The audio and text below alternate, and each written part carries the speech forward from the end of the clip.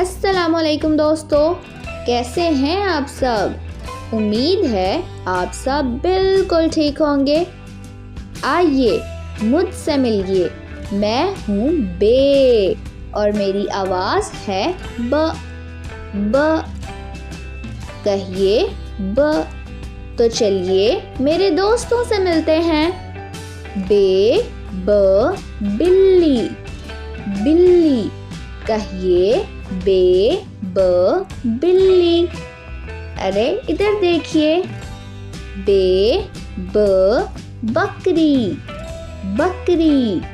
कहिए बे ब बकरी। बे ब बैंगन, बैंगन। कहिए बे ब बैंगन। अरे ये देखिए, बे ब बस्ता, बस्ता। कहिए बे ब बस्ता। तो चलिए अब हम सब मिलकर इन अल्फाज की दोहराई करते हैं। मेरे साथ पढ़िएगा।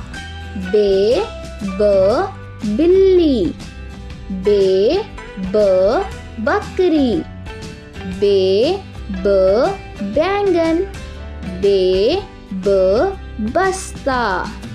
दोस्तों, इन तस्वीर को गौर से देखिएगा और पढ़िए।